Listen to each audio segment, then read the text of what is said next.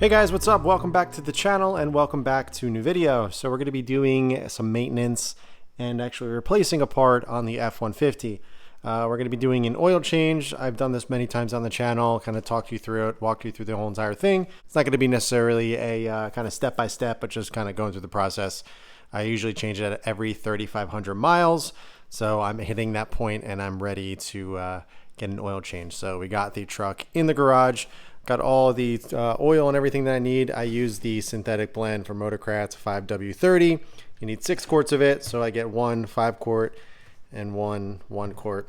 Also, the filter that you're going to need, part number is FL500S. I've been using this same combo ever since I got the truck almost 3 years ago now, and it's been doing me well ever since. Tools that you're going to need some type of oil pan, whatever that you have. I use a cardboard box underneath just in case to keep things super clean. You're going to need I believe it's an 8mm to take off the little under tray, and the oil drain bolt is a 15mm. So you can use any type of wrench that you have to get that knocked out. Let's see, I'm going to get a 15 from here. So I got my 15 here, and we're going to get this knocked out. Also, my truck has 84,000 miles, and over time things fade, things crack. And I like to replace them to kind of stay on top of it. Now, one thing that always bothered me, going to be kind of hard to tell with the hood up, but if we look right here, the windshield washer or windshield wiper cowl here is looking a little ugly. So over time, this fades. Yes, there are products out there that can rejuvenate this and get it black again. But my issue is that if we look on the other side, there's a rubber seal that goes up against the windshield. It is starting to crack, so I barely have to put any pressure, and as you can see, that is no good. So what I ended up doing was researching, trying to find an option, and I ended up just purchasing the OEM one. Pretty expensive for what it is. This whole piece right here it was like 220 bucks. Pretty crazy. Everything else on the truck has been pretty reasonable, but I thought that was a little expensive for what this is. It's just honestly a piece of plastic. It does come with all the hoses and nozzles and everything for the washer fluid. So I guess maybe that kind of justifies the cost a little bit. But even so, I got a brand new one. We're going to be replacing that. Gonna have to take off the windshield wipers and everything. Really simple process, but I figured I would do that in this video, show you how to get that done if you guys are interested. Also, I'm going to be doing a modification to the windshield washer fluid lines. There's a check valve. Basically, it's a one-way valve, so when you press the button, you get windshield washer fluid on the windshield immediately. Once that valve is closed, it keeps the pressure in the system. But in the wintertime, when it gets cold, that pressure valve freezes and the windshield washer fluid or the windshield washer nozzles do not work at all. So what people actually end up doing is actually drilling out the one-way valve so you get constant flow no matter what. I really don't care about the constant pressure and having washer fluid on the windshield immediately. I'd much rather have it just work, so I'm going to show you guys how to do that as well. But let's go ahead, let's get this oil change knocked out, and then we can move on to the little cowl there. But oh yeah, I wanted to show you the part number. I got this from, I forget where I got, Fairway Ford, I believe. But there is the part number if you guys are interested. It is 2 separate pieces. So as you can see, there's a split right here. So 1, 2. So you're gonna need both sides to get this done. But all right, let's go ahead. Let's start doing the oil change. We gotta hop underneath, get the little panel off. Then we can start draining the oil and getting this knocked out.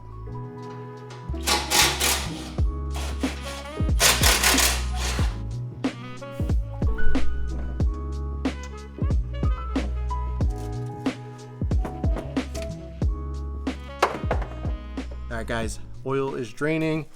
Gotta let that drain for the next like 15-20 minutes or so.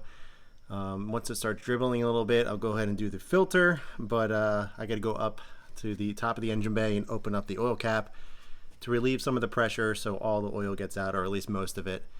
And then once that starts dripping after 15-20 minutes, we can put the plug back in and then move on to the filter. All right guys, so we got a slow drip going from the oil pan. So what I'm going to do is just clean it up with some paper towels, put the drain plug back in. Now I've already replaced this once. I like to replace it every, I don't know, 3 or 4 oil changes. It's relatively cheap. And the nice part about these is that they already have a gasket on it and you don't need to replace it. You don't have to torque this down tight at all, just snug. So it's super simple, super easy. I just cleaned this up, wiped it all off, and now it's ready to go back on.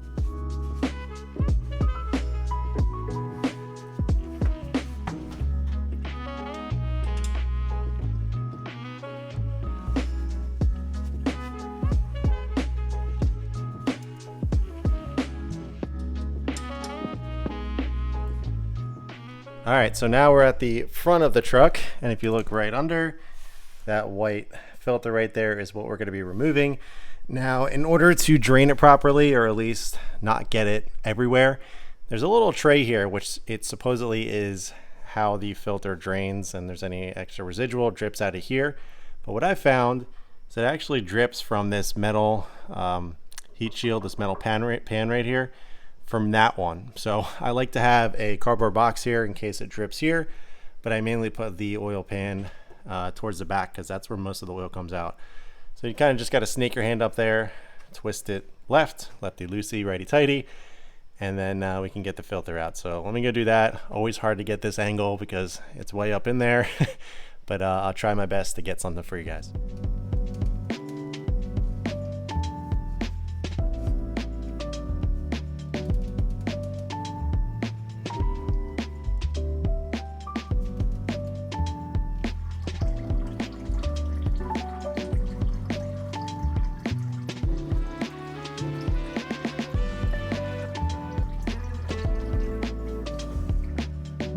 All right, so I was mistaken. It comes from the second little piece right there, not that one. I just missed almost. It got on the side of the cardboard box and a little on the floor right there. I'll clean that up, but that one. So as you can see, it doesn't drain from here at all. Sometimes it gets a little residual, as you can see, just from pulling the filter out, which it's in there. But mainly keep an eye on that little bump down right there. As you can see, it's dripping right there. All right, while the filter is draining, it's pretty much done. I like to get the new filter ready. Again, FL500S. This is not something you have to do. I just do it all the time on all my oil changes. I like to pre-oil the filter just so there's no starvation of the whole oil system. Now, again, you don't have to fill it up like crazy, just a little bit. And then I take some of the oil and put it around the seals, and it's ready to go.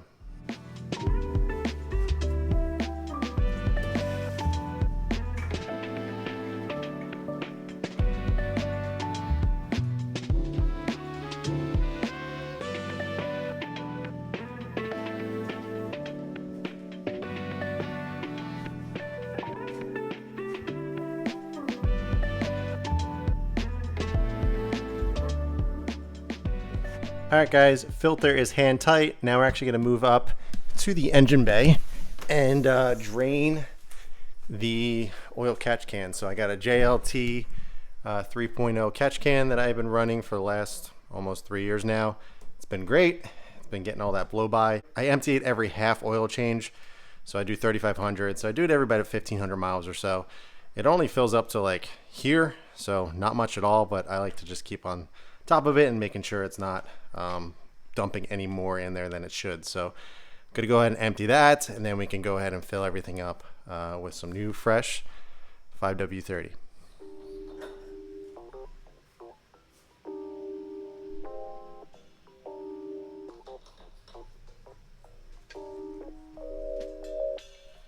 All right, oil catch can is empty, new filter on, plug is in.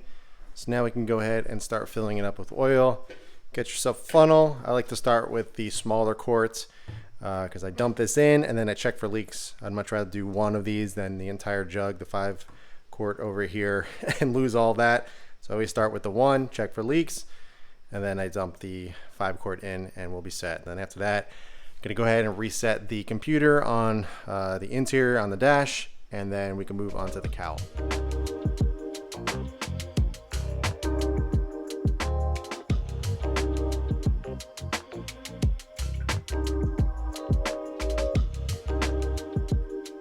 Now what I like to do is fill up the old bottles with the oil that came out, to make sure a full 6 quarts came out, make sure the engine's not burning any oil or anything. For me, my ownership, I haven't burned a drop of oil, but I still like to do it just as precautionary. So only go ahead and fill the 2 bottles up. All right, guys, oil is all cleaned up, got the pan cleaned out, got both bottles filled, so we are set. And now all I gotta do is reset everything in the car, which I'll do in a second, but I'm gonna run inside, grab some dinner with the family, and then we can jump back out on here and get that cowl done. All right, I'm all filled up, got some good dinner. I just wanted to mention I've been loving the S&B intake. I've been running this for a little while now, and I absolutely love the sound. I've been running the InGen dual intake for a couple of years before I got this one. Like that one, but it is very, very loud. This is a lot more subdued, and the overall increase in miles per gallon and power, which is pretty crazy. I wasn't expecting it, but now this is a direct inlet for the intake. It's so much better, and it's closed box. So I definitely feel a difference overall. I've been really happy with it. All right, so let's hop into the truck. Let's get the gauge cluster and everything set. So we're gonna go ahead and put it into accessory mode. This is the Living It Up gauge cluster. Love this thing. I did a whole video on it. It's amazing. So much better. Really updated the interior. Actually got to figure out where everything is because I haven't done it on this gauge cluster yet, but let's go down. I do my trip 2 as my oil consumption, my oil interval. So let's go over to fuel trip. We're going to click trip 2. Again, as you can see, I only did 1,000 miles on trip 2. That's how long I've had the gauge cluster in. But I have had 2,500 miles on the old gauge cluster, so I'm at the 3,500. So I'm actually going to reset this because this is what I look at to know exactly where I'm at in terms of the oil interval. So reset that. I'm also going to go over to truck info, and then I'm going to go down to engine information. So as you can see, I got 38% left, which is plenty more left on that interval, but I like to change it early, so I reset this as well. So I'm going to hold OK here, and it's going to reset. So now I got the 100%, so we are good. Now I'm going to go back to my what I normally keep it on, which is the digital speedometer, and we are set. So now we're finished with the oil change. Let's go ahead and hop onto the cowl. All right, so here is the brand new cowl. As you can see, it's in 2 pieces, as I mentioned. Right in the middle, it splits off. And also, as I mentioned earlier as well, it comes with all new nozzles. Here's all the new lines and everything, which is really nice to kind of, get some fresh hoses and everything on there, so everything functions perfectly. But first, we need to remove the old, crusty, faded gray one. So it's pretty simple. If you hop on over to the passenger side, you're actually going to see a clip here. So we're simply just going to pop that up. And there's a few clips underneath as well. All right, so we have to remove the windshield arms in order to get this cowl off. Now, it took a little bit of research to figure out how to do this, but you can see this little pin. So basically, you want to pull this out like that. And you want to angle it up like that. Hold this pin out. Sorry, this is really hard to do one-handed, but hold the pin out. And there you go, the whole wiper arm comes off.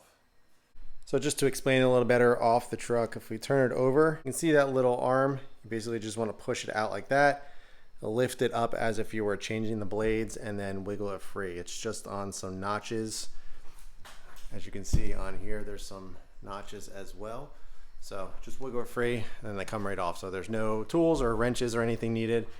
So I'm going to go ahead and put these aside. I'm going to try to kind of refresh these arms as well and clean these up a little bit because these are looking a little faded as well. All right, so we got the wiper arms removed. So now we can go ahead and start removing the cowl. So we're going to go ahead and open the hood back up like so, and we can start removing these tabs underneath. So there's one here. They kind of go along underneath the whole cowl, and it pretty much pops off. Now there's going to be some lines for the washer fluid connected. All you got to do is pop them off, and everything should come free. So let me go ahead and do that. I'll put the camera down so you guys can see it, and then we can go ahead and connect everything, drill out the little one-way valve, and we'll get the new cowl put on and looking fresh.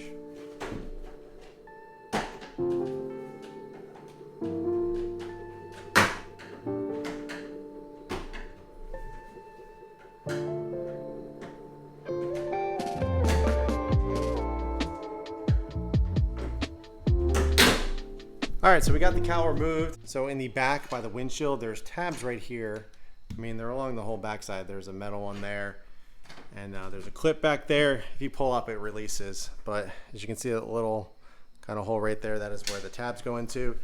And then in order to get this off, so if we look right here, this is where this line connects to. This actually goes right to the reservoir, which is right here. So you simply just pull up and that comes off. And then we can remove the entire cowl from the truck. We're not going to need any lines or anything like that since we got the new ones. So, man, look at the difference. Thing is gray, nice and brand new. So I know there's ways to restore this, but I mean, this thing was just old and grimy and not looking that great. So I'm happy I'm replacing it. Wow, so I was about to do the windshield nozzle mod that everybody does so it doesn't freeze up, that one-way valve. And I was looking on the new one and it's not there. So Ford got smart and realized, hey, this is an issue, and they just completely deleted it. So it's normally right here. So if you look on, this is on the passenger side one. This is the valve that people take out and then they drill through this. So the one-way valve is just gone. You could also use a tap, a T-tap or something. One of those barbed little hose connectors that you can use as well. But people usually just pop this little valve out. They take a small drill, they drill through it, put it back on, and you're good to go. But looking on the new one, there is no one-way valve. So Ford listened and realized it was an issue. And yeah, I'm happy about that. I don't have to drill anything. So yeah, so all we got to do is just put it back all together. Just have to connect the lines. This line over here connects to this nozzle here, and the long one connects to the reservoir that I showed you of where to remove it. Pop everything into place, put the wipers back on, and we're good to go. But I'm going to put some ceramic on the wiper blades to kind of refresh them a little bit. And yeah, so pretty simple.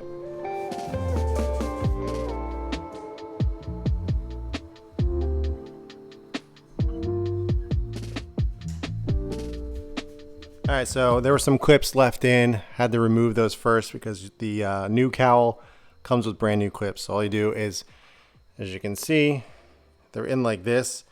Then you just twist them and they come right out. So pretty simple.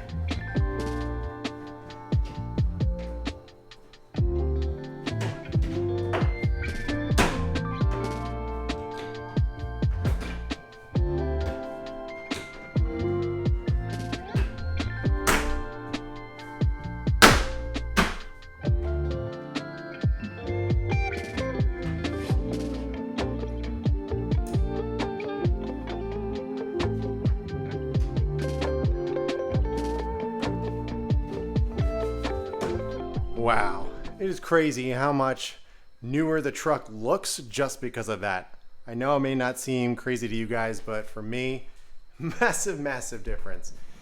Just nice to have all new rubber against the windshield, as you can see here. We got to clean things up and obviously throw the windshield wipers on, but man, oh man, super great. So as I mentioned, all you do is just pop the new line into the little valve here, the little connection, just clips right in. You don't have to push anything, it pops right in. There's a little metal clip that clips on right here, and it's all set. Make sure this line is not being pinched, and it's through this little tab right there. Make sure all the tabs are pushed down and everything, but man, it just looks so good. It's crazy how much nicer this looks and how much newer the truck looks. But yeah, so make sure everything's in place, all the tabs are locked down and in the right spot. So there's a little rubber tab for the seal here. It goes underneath the passenger side one. So it just kind of sits like that. There is the seam. You saw me connect it to this side. Pretty straightforward and pretty easy. So we got brand new cowl on here, new nozzles.